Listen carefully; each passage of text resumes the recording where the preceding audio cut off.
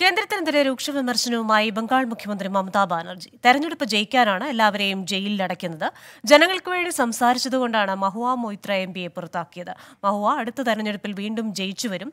തന്നെ ജയിലിലടച്ചാലും താൻ പുറത്തുവരുമെന്നും മമതാ ബാനർജി വ്യക്തമാക്കി. വിവരങ്ങളുമായി ബൽറാം നെടുങ്ങാടി ചേരുകയാണ് ഡൽഹിയിൽ നിന്ന്. ബൽറാം, എന്തൊക്കെയാണ് മമതയുടെ പുതിയ ആരോപണങ്ങൾ? ക്രിസ്റ്റീന, ഈ കഴിഞ്ഞ ദിവസങ്ങളിൽ കേന്ദ്ര ഏജൻസികളുടെ ഭാഗത്തു നിന്നുണ്ടായ നടപടികൾ പരാമർശിച്ചുകൊണ്ടാണ് കേന്ദ്ര സർക്കാരിനെതിരെ കടുത്ത വിമർശനങ്ങൾ ബംഗാൾ മുഖ്യമന്ത്രി മമതാ ബാനർജി ഉന്നയിച്ചിരിക്കുന്നത്. മമതാ ബാനർജി ഇപ്പോൾ വടക്കൻ ബംഗാളിലെ പ്രചരണ പരിപാടിയിലാണ്. അതിനിടയിലാണ് ഇത്തരത്തിലുള്ള വിമർശനങ്ങൾ.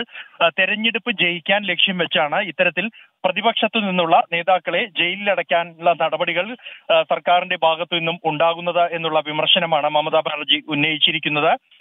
തെരഞ്ഞെടുപ്പിന് മുമ്പായി എല്ലാ പ്രതിപക്ഷ നേതാക്കളെയും ജയിലിലടയ്ക്കാനാണ് ശ്രമം നടക്കുന്നത്. തന്നെ ജയിലിലടച്ചാലും താൻ പുറത്തു വരുമെന്നും മമതാ ബാനർജി പറഞ്ഞു.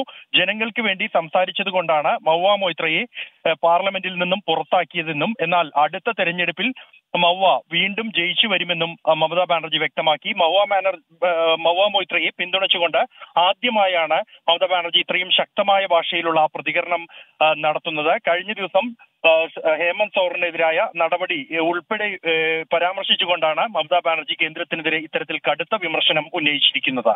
ക്രിസ്റ്റീന, ശരി, ഡൽഹിയിൽ നിന്ന് വിവരങ്ങൾ നൽകുകയായിരുന്നു ബൽറാം നെടുങ്ങാടി.